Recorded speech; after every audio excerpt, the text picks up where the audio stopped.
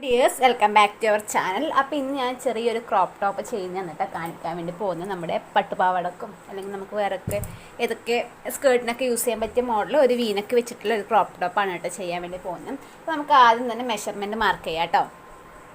ആദ്യം നമുക്കിതിന് മുകൾ വശം കറക്റ്റായിട്ടുണ്ടോ നോക്കാം. ചില സമയം മെറ്റീരിയൽ വെക്കുമ്പോൾ ചിലപ്പോൾ അങ്ങോട്ടും ഇങ്ങോട്ടേക്കൊക്കെ പോകും. അപ്പോൾ അതുകൊണ്ട് ഞാൻ ഇതുപോലെ സ്കെയിൽ വെച്ചിട്ട് ഒരു സ്ട്രെയിറ്റായിട്ട് ഒരു വര കൊടുത്തു.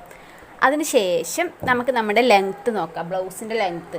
എനിക്ക് ബ്ലൗസിൻ്റെ ലെങ്ത്ത് വേണ്ട 13 ഇഞ്ചാണ് കേട്ടോ. 13 ഇഞ്ച് ബ്ലൗസിൻ്റെ ഒന്നിച്ച് നമുക്ക് തയ്യൽ തുമ്പ് 1 ഇഞ്ചാണ് കേട്ടോ ഞാൻ കൂട്ടിക്കൊടുക്കുന്നത്. അങ്ങനെ 14, 1 ഇഞ്ച് വെച്ചാൽ 1/2 ഇഞ്ച് മീതെ ഷോൾഡർ ജോയിൻ ചെയ്യാനും 1/2 ഇഞ്ച് താഴത്ത് നമുക്ക് പീസ് വെക്കുമ്പം അതിനൊരു 1/2 ഇഞ്ച് വേണം. അങ്ങനെ 14 ഇഞ്ചിൽ മാർക്ക് ചെയ്യുന്നുണ്ട്. അപ്പോൾ ഒരു 14 ഇഞ്ച് മാർക്ക് ചെയ്തിട്ട് അവിടെ നമുക്ക് ഒരു സ്ട്രെയിറ്റായിട്ട് ഒരു ലൈൻ കൊടുക്കാം, അല്ല ഒരു വര കൊടുക്കാം കേട്ടോ. സ്ട്രെയിറ്റായിട്ട് ചോക്ക് ഉപയോഗിച്ചിട്ട് വരച്ചു കൊടുക്കാം. ഇതുപോലെ വരച്ചെടുത്തിട്ടുണ്ട്. ഷോൾഡർ ഞാൻ എടുക്കുന്നത് 6 ഇഞ്ചാണ് കേട്ടോ. 6 ഇഞ്ച് ഷോൾഡർ മാർക്ക് ചെയ്തു. അതിന് ശേഷം നമുക്ക് അവിടുന്ന് കൈക്കുഴി മാർക്ക് ചെയ്യാം. കൈക്കുഴി ഞാൻ എടുക്കുന്നത് 5 ഇഞ്ചാണ് കേട്ടോ. 6 ഇഞ്ച് ഷോൾഡറും 5 ഇഞ്ച് കൈക്കുഴിയും മാർക്ക് ചെയ്തിട്ട് ഇവിടുന്ന് മുകളിലോട്ടൊരു ലൈൻ കൊടുക്കുന്നുണ്ട് സ്ട്രെയിറ്റായിട്ട്. ഇനി നമുക്ക് നമ്മുടെ ചെസ്റ്റ് അളവ് മാർക്ക് ചെയ്യാം. ചെസ്റ്റ് അളവ് ഞാൻ എടുക്കുന്നത് 6.5 ഇഞ്ചാണ്. 6.5 ഇഞ്ച് മാർക്ക് ചെയ്ത് കൊടുക്കുക. ഇനി അതിനൊന്നിച്ച് തയ്യൽ തുമ്പ് 1.5 ഇഞ്ചും കൂടി കൂട്ടിക്കൊടുക്കുക കേട്ടോ. 2 ഇഞ്ച് എടുക്കുന്നതിന് 2 ഇഞ്ച് എടുക്കുക. ഞാനിവിടെ 1.5 ഇഞ്ചേ കൂട്ടിക്കൊടുക്കുന്നുള്ളൂ. ഇതുപോലെ കൊടുക്കുക. ഇനി താഴത്തെ നമ്മുടെ വേസ്റ്റിൻ്റെ അടുക്ക വരുന്നത് 6 ഇഞ്ചാണ്. 6 ഇഞ്ചിൻ്റെ ഒന്നിച്ച് 1.5 ഇഞ്ച് തയ്യൽ തുമ്പ് കൊടുക്കുക. എന്നിട്ട് ആ മുകളിൽ നിന്ന് താഴത്തേക്ക് ഇതുപോലെ സ്കെയിൽ വെച്ചിട്ട് ഒരു വര കൊടുക്കുക കേട്ടോ.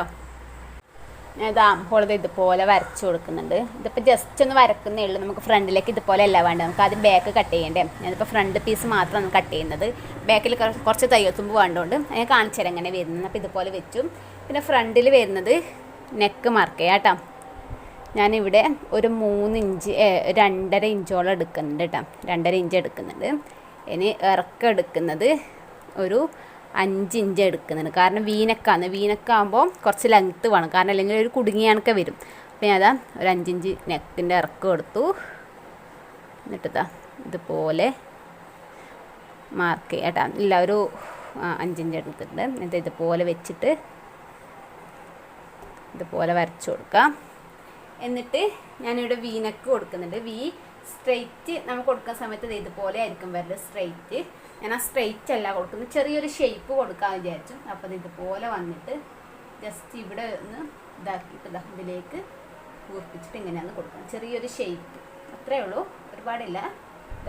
ചെറുതായിട്ട് പുറത്തേ കൂടി ഒരു ഷേപ്പ് കൊടുത്തു, ജസ്റ്റ് ഒരു ഷേപ്പ് കൊടുത്തു. ഇനി ഇവിടെ ഒരു 4 ഇഞ്ച് താഴത്തേക്ക് മാർക്ക് ചെയ്തിട്ട് ചെറിയൊരു ഷോൾഡർ ചെരിവ് കൊടുക്കുന്നുണ്ട് കേട്ടോ. ഷോൾഡർ ചെരിവ് കൊടുക്കുന്നുണ്ട്.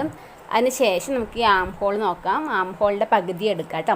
പകുതി എടുത്തതിന് ശേഷം അതിന് ഒരു 1/2 ഇഞ്ച് ഉള്ളിലോട്ടേക്ക് ഇങ്ങനെ മാർക്ക് ചെയ്യാം. എന്നിട്ട് നമുക്കത് ഈ 1/2 ഇഞ്ചിലേ കൂടി വേണം ഫ്രണ്ടത്തെ കൈക്കുഴി കൊടുക്കാൻ വേണ്ടിയിട്ട് കേട്ടോ. ഇനി നമുക്ക് ഇതൊന്ന് കട്ട് ചെയ്തെടുക്കാം. നെക്ക് ഞാനിപ്പോൾ കട്ട് ചെയ്യുന്നില്ല. നെക്ക് മെയിൻ ക്ലോത്തും കൂടി ഒന്നിച്ച് വെച്ചിട്ടാണ് കട്ട് ചെയ്യുന്നത്. ബാക്കിയുള്ളതൊക്കെ ഒന്ന് കട്ട് ചെയ്തെടുക്കാം. നമ്മുടെ ബാക്ക് പീസ് കട്ട് ചെയ്യുമ്പോൾ ഒരു 4 ഇഞ്ചോളം തുണി, 4 ഇഞ്ച് 1/2 ഇഞ്ചായാലും പ്രശ്നമില്ല. കുറച്ചൊരു തുണി എക്സ്ട്രാ അങ്ങോട്ടേക്ക് വെച്ചിട്ട് വേണം നമ്മൾ ബാക്കിയുള്ളതൊക്കെ അതേ അളവിൽ കട്ട് ചെയ്യാം. അതിന് ശേഷം ഫ്രണ്ടത്തെ മെയിൻ ക്ലോത്ത് കട്ട് ചെയ്യുന്ന സമയത്ത് നമുക്കില്ല ഈ ഒരു അളവിലേ കൂടി വേണം കേട്ടോ കട്ട് ചെയ്തെടുക്കാൻ വേണ്ടിയിട്ട്. ഫ്രണ്ടത്തെ നല്ല തുണിയും ഫ്രണ്ടത്തെ ലൈനിങ് കൂടി വെച്ച് കട്ട് ചെയ്യില്ലേ, അന്നേരത്തെ ഈ ഒരു ഇതിലേ കൂടി വേണം കട്ട് ചെയ്തെടുക്കാൻ വേണ്ടിയിട്ട്. ചെയ്യേണ്ട വെച്ചാൽ ലൈനിങ് നല്ല തുണി മീത്ത ലൈനിങ് വെച്ച് കൊടുത്തു. എന്നിട്ട് ഇവിടെ ആം ഹോൾ അടിച്ചു കൊടുക്കുക. എന്നിട്ട് നമുക്ക് ഈ നെക്ക് അടിച്ചു കൊടുക്കുക. എന്നിട്ട് ഈ ഒരു ആം ഹോളും കൂടി അടിച്ചെടുക്കാം കേട്ടോ. എന്നിട്ട് നമുക്ക് തിരിച്ചിട്ട് കൊടുത്തിട്ട് എല്ലാ വശവും നല്ല വശത്തെ കൂടി ഒന്ന് സ്റ്റിച്ചും കൂടി കൊടുക്കാം കേട്ടോ.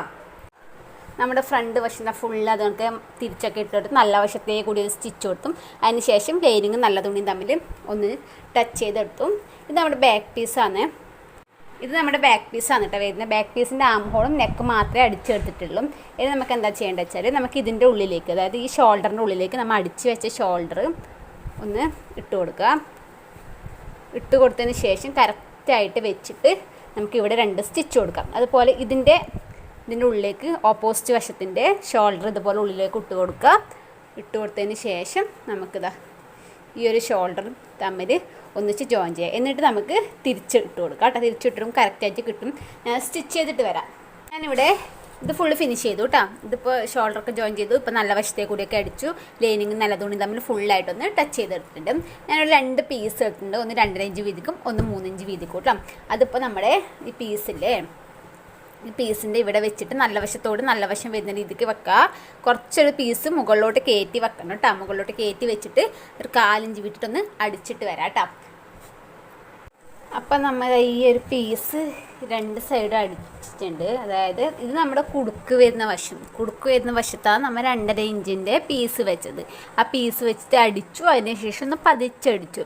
ആ വശം എന്താ ചെയ്യേണ്ടതെന്ന് വെച്ചാൽ ഇതുപോലെ മടക്കുക. അതായത് ഞാൻ ചീത്ത വശത്തേക്ക് വെച്ച് കാണിച്ചു തരാം. ഇതുപോലെ ഒരു മുകളിലത്തത് ഇതുപോലെ താഴത്തേക്ക് മടക്കുക. എന്നിട്ട് ആദ്യം ഇതുപോലെ ഒരു മടക്കുക.